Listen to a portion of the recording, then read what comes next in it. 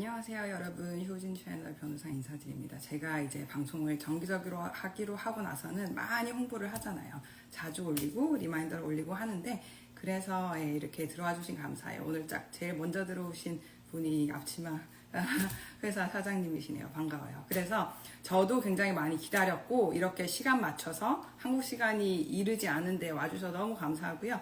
제가 아마 여기가 한국인이 많이 있는 곳에 살았으면 이렇게까지 이런 방송, 한국과 소통하는 방법에 막 소중하게 생각을 덜 했을 것 같아요. 근데 워낙에 한국인이 저밖에 없고, 뭔가 제 정체성이나 이전에 했던 일을 여러 가지를 쭉 연결을 해야 될 것 같아서, 이렇게 제가 자꾸 이제 보자고 이런 거 하겠다 이러면서 말씀을 드리는 거고, 거기에 맞춰서 저랑 동조해서 이런 거 와주시니까 저는 더더욱 책임감을 가지고 재미난 마음으로 한번 해보도록 하겠습니다. 한국은 오후 9시죠. 여기는 오전 8시예요. 매일 시간이 좀 차이가 있긴 하지만 항상 그렇지만 레시피 이런 건 다 공개를 드렸는데다가 제가 방송을 하는 여러 가지 목적 중에 하나가, 미국 베이킹은 이렇다. 제가 편견을 깨고 싶은 게, 미국 베이킹은 별로다라든지 맛이 없다라든지 살찌고 달기만 하다, 온갖 뭔가 부정적인 그런 게 있는 것 같아요, 의미가. 그래서 그렇지 않다. 한국에 소개된 미국 베이킹은 어떻게 보면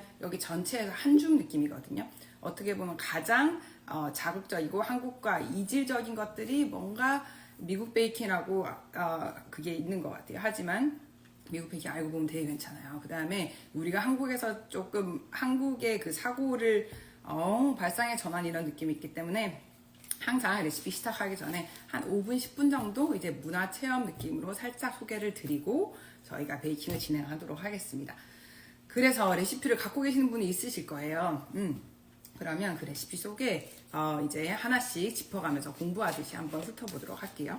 제일 처음에 다이제스티브 과자 강거라고 해놨잖아요. 근데 저도 한국에서 오래 살았었기 때문에 미국에서 흔히 쓰는 재료가 한국에서 어떤 재료로 쓰일 수 있는지 거기에 대해 생각을 해봤거든요. 지금도 다이제스티브 과자가 팔 거라고 예상을 해요. 제가 한국에서 자라는 사이 쭉 팔았으니까 갑자기 중단은 안 했겠지만, 미국에서 굉장히 자주 쓰는, 특히 크러스트용으로 자주 쓰는 쿠키가 이제 이거거든요. 그러니까 과자죠. 시판 과자죠. 이거를 여기 이제 적혀 있을 거예요. 그러니까 grams 쿠키라고 해요. 근데 이런 게 있는데, 이게 미국 베이킹에서 굉장히 자주 쓰이거든요. 그런데 팔아요. 감사해요. 답변 주니까 너무 감사드리고요. 한국의 다이제스티브 쿠키와 식감이 굉장히 비슷해요. 이게 왜 크러스트에 자주 쓰이냐? 우리가 항상 한국에서 프렌치 베이킹 이런 식으로 하면 이 크러스트부터 만드는 방법을 많이 배우시잖아요. 그렇게 되면 상상을 해보세요. 우리가 그걸 배운다고 치면, 오늘 이런 걸 만들면 크러스트를 해가지고 쿠키 커터로 찍어가지고 하나하나씩 담고, 일본에서도 팔아요. 감사해요. 다이제스티브 쿠키에 대한 지식이 굉장히 풍부하게 가서 너무 좋아요. 그러나 미국 베이킹의 기본 컨셉 자체가 한국보다 훨씬 쉽게 가는 그게 있어요. 그래서 저처럼 이제 제가 그 전에 미국 베이킹이라고 밀기 전에 쉬운 베이킹과 제가 지금 거주를 이제 장기간 해온 미국 베이킹을 딱 맞추는 게 너무 좋은 거예요. 그래서 저는 사실 변호사가 되자마자 이런 거를 하고 싶었는데 좀 시간이 걸렸어요. 이제 정착을 좀 했으니까.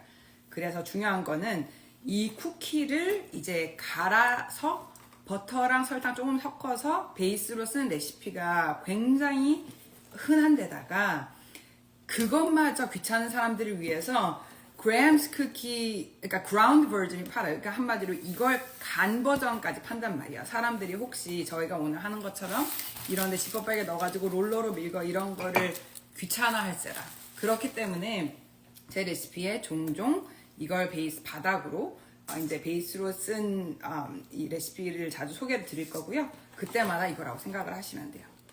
그래서 안에는 이렇게 생겼는데, 요 패키지에 반을 쓸 거거든요. 근데 한국에서 쓰실 때는 이제 다이제스티브 쿠키를 제가 계량을 해놨죠. 70g을 쓰시면 돼요. 이렇게 해놓고 있다가 일 거기 때문에 이제 다 된 거 옆에 두고, 왜냐면 이렇게 안 두고 너무 이렇게 넣어보면 제가 정신이 흐려져가지고 안 돼요. 그래서 그런데다가 또 두 번째는, 레시피에 보면 사워크림이나 플레인 요거트라고 적혀 있죠. 사워크림이 댓글로 알려주세요. 한국에서 얼마나 파는지. 제가 한국에 살 때는 2018년까지는 흔히 못 봤던 것 같거든요. 그래서 제가 한국에서 베이킹을 배우고 공부할 때도 항상 외국에 사는 아니면 외국인이라든지 외국에 거주하고 계신 한국 분들이 레시피를 이렇게 공개를 할 때 한국에 없는 재료를 하면 갑자기 막 그거 뭐 한국에서 뭐 어떻게 대체 알아? 이런 생각이 드는 거예요. 그래서 제가 지금 이 상황이 되다 보니까 어떻게든 한국에서 흔히 팔고 대체 가능한 재료로 소개를 드리겠습니다. 그래서 레시피에서는 미국에서 흔한 사워크림이 소개가 됐지만 사워크림이 한국에 없을 때는 플레인 요거트도 전혀 괜찮고요. 아마 미국처럼 이런 게 팔았던 것 같아요. 이것도 댓글로 알려주세요. 이런 대용량의 플레인 요거트가 팔죠. 대용량이 아니더라도 플레인 요거트만 되면 되고 저희가 여기서 필요한 건 반컵이니까 그래서 이런 거 써주시면 됩니다. 그 다음에 나머지 재료는 굉장히 간단해요. 이것도 옆에 내려두고 하나 더 말씀을 드린 거는 레시피에 중탕해서 녹인 버터라고 돼 있잖아요. 네, 댓글 감사해요. 사워크림이 흔하게 가능해요. 와우.